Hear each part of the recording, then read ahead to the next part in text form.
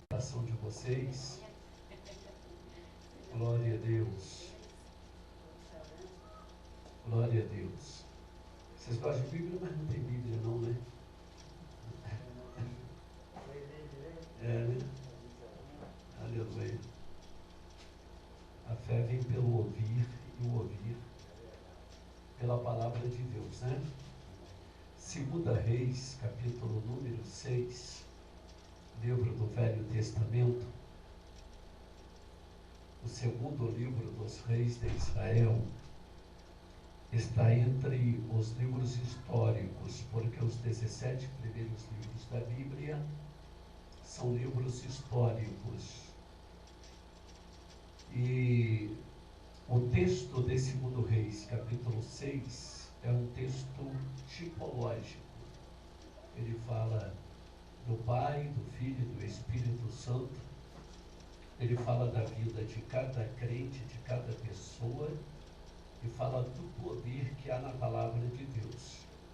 2 Reis, capítulo 6, está escrito assim: E disseram os filhos dos profetas a Eliseu: O lugar em que nos encontramos contigo é estreito demais para nós.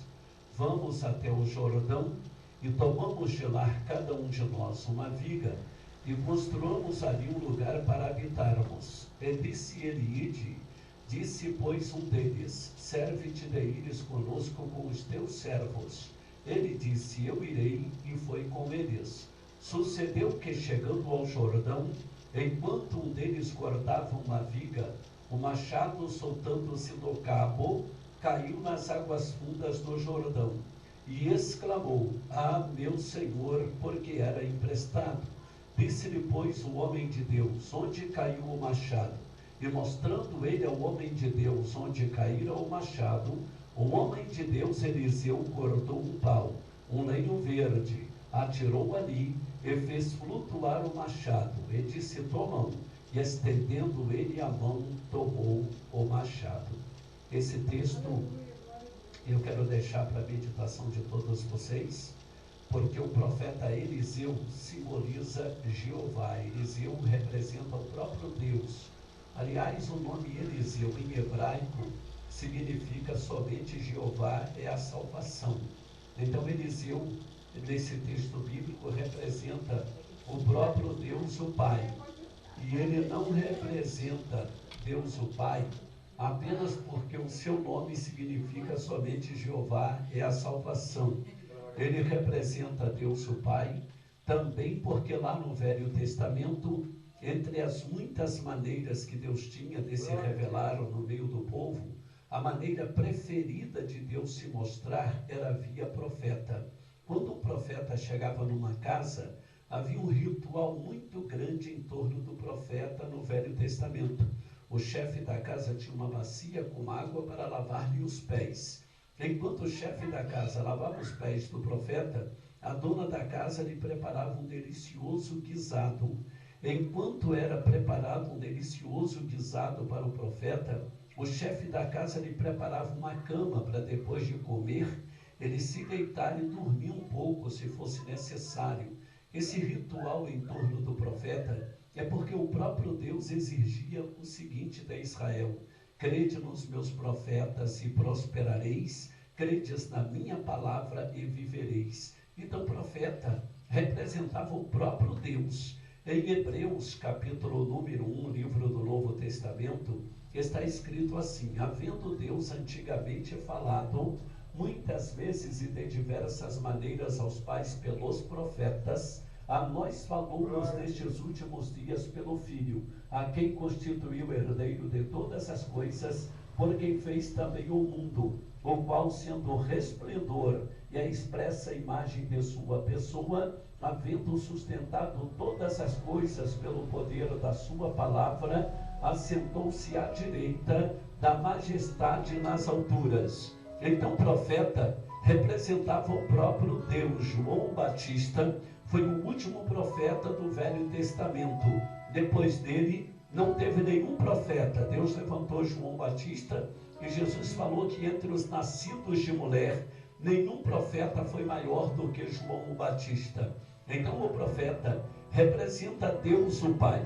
E quem representa Jesus, em 2 Reis capítulo 6, no episódio que lemos, um lenhador pegou um machado emprestado, e o machado, por estar mal cravado no cabo, caiu nas águas fundas do Jordão. Aquilo gerou um mal-estar no lenhador, porque a lei mosaica dizia que se a pessoa não tinha dinheiro para comprar um objeto para dentro de casa, não deveria tomá-lo emprestado, porque se quebrasse ou perdesse o objeto, era obrigado a trabalhar como escravo do proprietário daquele objeto. E o lenhador pegou o machado emprestado, e o machado cai nas águas fundas do Jordão. Ele exclama e confessa para Eliseu que o machado era emprestado. O profeta Eliseu disse para ele: agora só um problema, só uma solução para o seu problema, um milagre pode resolver teu problema. E começaram a orar. Enquanto oravam, o profeta Eliseu saiu dali e caminhou mata dentro. Acreditaram que Eliseu queria orar a sós, queria falar em particular com Deus. Mas Eliseu foi na mata buscar um objeto. Se ele voltasse da mata trazendo nas mãos um ímã, calar-me-ia, porque o que atrai para si o ferro e o aço é o ímã. Mas Eliseu vai na mata buscar uma vara verde. Aquela vara verde que Eliseu foi buscar na mata simboliza o próprio Jesus. Em São Lucas capítulo 23, versículo 31, Jesus falou assim: se ao lenho verde fazem isto, que não se farão ao lenho seco. Em outras traduções, Jesus estava dizendo o seguinte: se as pessoas conseguiram me queimar, sendo eu o salvador da humanidade, imagina vocês que são meros mortais. Então a vara verde simboliza Jesus. No Evangelho de São João, capítulo 15, o próprio Jesus disse: eu sou a videira verdadeira e vós sois as varas. E toda vara em mim que não produzir fruto será cortada e lançada no fogo. Então a vara verde simboliza a pessoa de Jesus Cristo.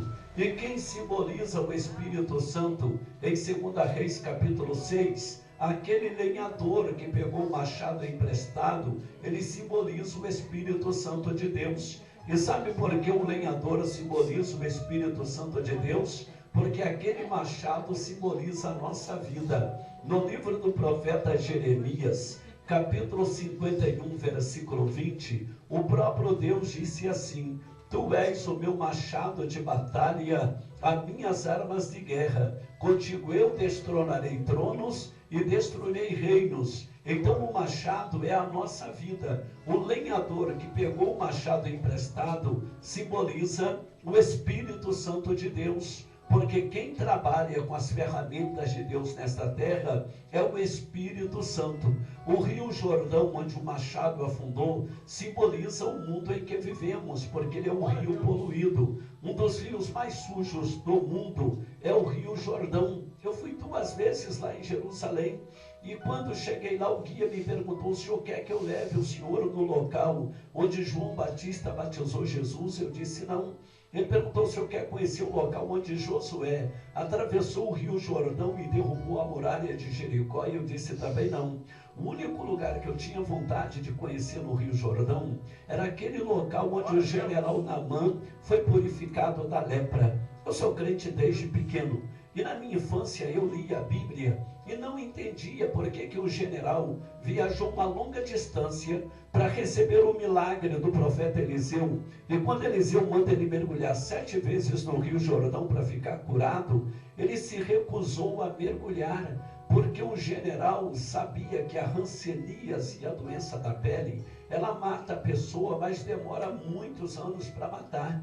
Agora, a má qualidade da água tem matado mais gente no mundo do que todas as guerras juntas. Se ele mergulhasse ali 7 vezes e calhasse de beber um pouco daquela água contaminada, ele morreria muito mais rápido do que com a lepra. Então o rio Jordão, que é um rio muito sujo, ele simboliza o mundo em que vivemos, que é um rio poluído, é um mundo poluído de mentiras, de falsidades, de hipocrisia, hipocrisia, até dentro da igreja, onde a gente prega a santidade, onde a gente ensina a sinceridade. As pessoas estão tão hipócritas que elas sorriem para a gente, dizem que ama a gente e a gente mal dá as costas, elas mesmas estão nos apunhalando por trás. Então o Jordão simboliza o mundo em que vivemos. Aí de repente você pergunta, mas como o machado pode simbolizar a minha vida se ele afundou no Rio Jordão?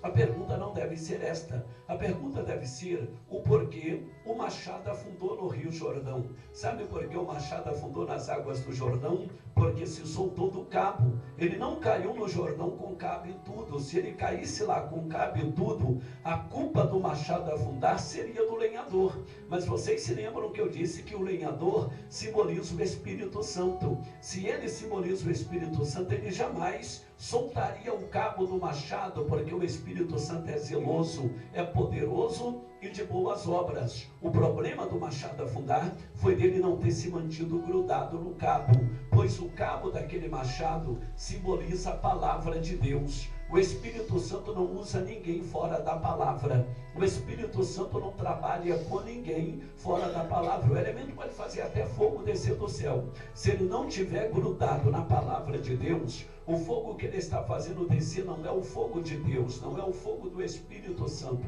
O Espírito Santo não tem compromisso com pessoas fora da palavra. Embora vocês devem estar acostumados a ouvir muitos pregadores dizerem que Deus tem um compromisso com a tua vida, Deus tem um compromisso com a tua casa, Deus tem um compromisso com a tua família, mas isso não é verdade. Deus não tem compromisso com a vida de ninguém. Em Hebreus capítulo 2, versículo 3, está escrito assim: como escaparemos nós se não atentarmos para uma tão grande salvação, a qual, tendo sido inicialmente anunciada pelo Senhor, foi-nos depois confirmada pelos que a ouviram? Sabe o que significa isto? Se nós não atentarmos dia após dia para estarmos grudados na palavra de Deus, a gente pode ser santinho do jeito que for, que a gente vai para o inferno, porque tudo que Deus quer de nós não é que estejamos ligados à sociedade, a um clube, a uma instituição religiosa. Deus quer que estejamos grudados na sua palavra. A palavra de Deus é uma coisa tão séria, pastora, que quando a pessoa pega a palavra de Deus, a Bíblia, e deixa ela de lado, deixa ela num cantinho, sabe o que Deus faz com a vida da pessoa? Também coloca de lado. A pessoa ora, mas Deus não responde. Deus usa profeta para falar com todo mundo, menos para falar com ele. Está escrito em Romanos capítulo 1, versículo 28. E assim como eles não se importaram de ter conhecimento de Deus, assim também Deus os entregou a um sentimento perverso para fazerem coisas que não convêm. Sabe por que o número 25 está escrito assim? Eles mudaram a verdade de Deus em mentiras e honraram e serviram mais a criatura que o Criador, que é bendito eternamente. Amém. No versículo 24 de Romanos 1 está escrito assim: porquanto Deus os entregou às concupiscências, a imundícia dos seus corações, para desonrarem os seus corpos entre si. Sabe o que Deus fez? Deus olhou para os crentes de Roma e disse: vocês estão aí sapateando, pulando. Em Romanos capítulo 1, versículo 26, está escrito assim: porquanto Deus os entregou às paixões infames, pois até suas mulheres mudaram o uso natural no contrário à natureza. No versículo 27 está escrito assim: semelhantemente também os homens, deixando o uso natural da mulher, se inflamaram em suas sensualidades uns para com os outros, homem com homem, cometendo torpeza e recebendo em si mesmo a recompensa que convinha ao seu erro. Esta é a palavra que Deus colocou no meu coração para deixar com vocês. Que Deus em Cristo abençoe grandemente a pastora neste lugar e que esta igreja possa ter um sucesso maravilhoso, possa ganhar muitas almas, muitas vidas para o reino de Deus. Eu agradeço a minha oportunidade. Glória a Deus. Palavra bonita, né? O irmão, aonde ele congrega, o pastor dele onde congrega, falou: quando você convidar este homem para pregar, deixa 2 horas para ele, que ele fala da Bíblia sem ler. Ele é tremendo, sabedoria que Deus deu para ele. Eu tinha uma prima que ela falava tudinho que estava na Bíblia, sem ler a Bíblia. Ela falava o texto todinho. Isso aí é coisa linda que Deus faz na vida do homem. Amém? Então, tudo que ele falou aqui para confirmar realmente, se não tiver palavra, não tem como Deus operar. Tem que ter palavra, tem que ter Bíblia. Amém? Você tem que orar a Bíblia assim na mente. Isso é coisa tremenda, coisa linda. Não tem explicação. Para Deus... Aí Deus fala assim, cadê o povo pentecostal? Cadê aquele povo que dá glória a Deus? Cadê aquele povo espiritual? Cadê aquele povo barulhento que não se envergonha nem por momento de ser chamado de crente pentecostal? Cadê aquele povo que dá glória a Deus? Cadê aquele povo espiritual? Cadê aquele povo barulhento que não se envergonha nem por um momento de ser chamado de crente pentecostal? Pode louvar com as palmas, pode glorificar o Senhor, que Ele está aqui presente.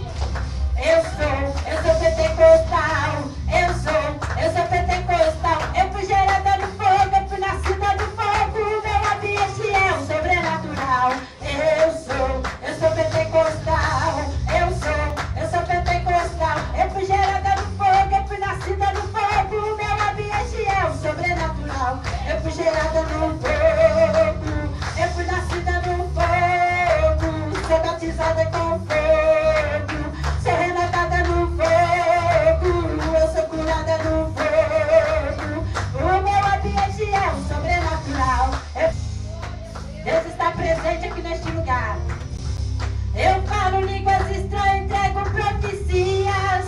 Eu subo para o monte e vou para vigílias. Eu não me envergonho da minha unção. Às vezes eu até machuco o varão. Eu falo línguas estranhas, entrego profecias. Eu subo para o monte e vou para vigílias. Eu não me envergonho da minha unção. E às vezes eu até machuco o varão. Aleluia, glória a Deus. Eu sou pentecostal, eu sou pentecostal. Eu fui gerada no fogo, eu fui nascida no fogo. Meu ambiente é o sobrenatural. Eu sou pentecostal, eu sou pentecostal. Eu fui gerada no fogo, eu fui nascida no fogo. Meu ambiente é o sobrenatural. Eu fui gerada no fogo, eu fui nascida no fogo. Sou batizada com fogo, sou renovada no fogo, eu sou curada no fogo. O meu ambiente é o sobrenatural. Eu fui gerada no fogo, eu fui nascida no fogo. Sou batizada com fogo, sou renovada no fogo, eu sou curada no fogo. O meu ambiente é o sobrenatural. Eu sou canela de fogo, reteté de Jeová. Estou nadando na sede, não consigo parar. É labareda de fogo, é labareda de fogo, é labareda de fogo, é fogo santo, é puro fogo, e por isso que eu não mudo e não paro de adorar. O meu ambiente é o sobrenatural.